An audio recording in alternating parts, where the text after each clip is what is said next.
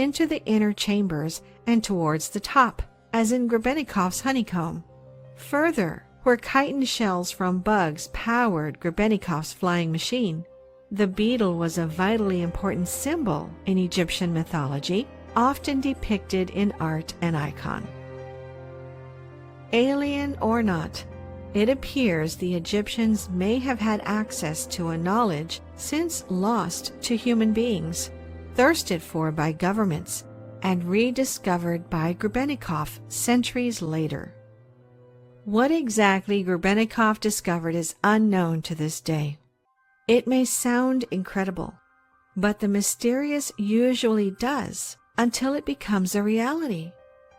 Before his death in 2001, Grebennikov left us with these words: "There is no mysticism. The thing is simply that we humans still know little of the universe which, as we see, not always accepts our all too human rules, assumptions, and orders." It's a man named Grebennikov from Russia. Grebennikov was kind of a non-conventional scientist. He was an entomologist, did a lot of work with bugs, entomology. And his favorite thing was to go out into the steppes of Russia and into the various outer hinterlands and camp out in the summers and study his favorite subject. And on one of these expeditions, he started seeing some weird effects. This is all explained in great detail on the AchilleNet site if you type in Grebennikov and his flying box or gravity platform. But anyhow, the result of this was to show that he found a certain bug that didn't fly, it levitated. And this was, he'd put this bug into a little vial or something, and he saw this vial jumping up off the lab table, jumping up and down. And of course this is patently impossible based on any type of normal physics. So he got into this, and he found out that the bug wings themselves were creating an anti-gravity phenomena under certain conditions. And of course what we have here, if you analyze, I think I found the bug. It's actually a beetle. And if you analyze this bug structure, you see a hexagonal pyramid structure array throughout the entire bottom wing of this bug.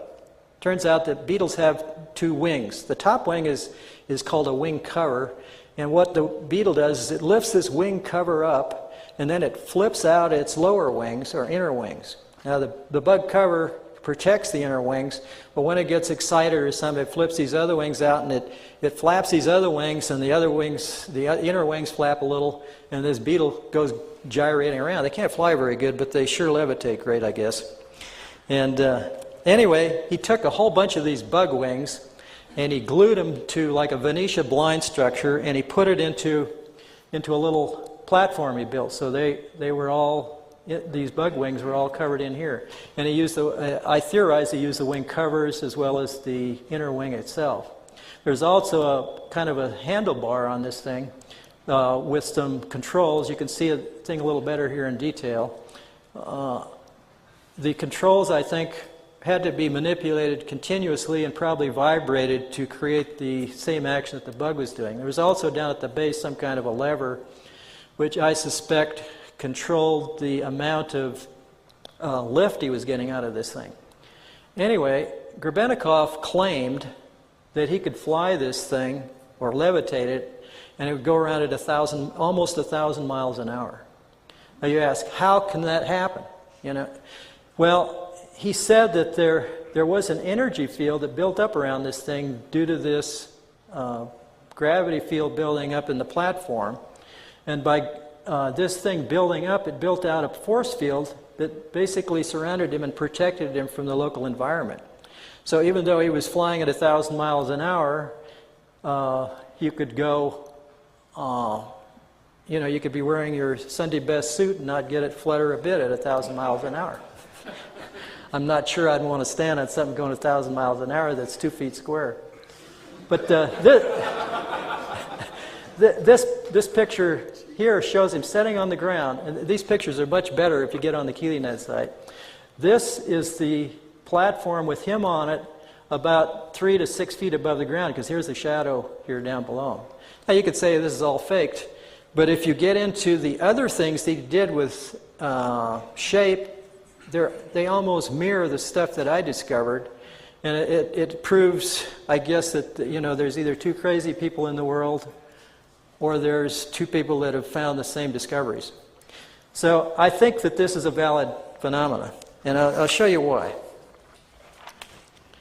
Next slide is a micrograph that I took of a beetle inner wing. This is at 100x. If you look closely at this thing, you can see rows of bumps all along the bottom of this wing, each row is staggered from the next row next to it, and this is all over the surface of the bottom of the wing. Now, I don't know of any aerodynamic surface that has bumps all over the bottom to help it fly better. If you blow this up to 430x, you can start to see some of this microstructure of the cells that form where these bumps are. The next slide, at 970x, you start to see what these bumps that stick up are. They're a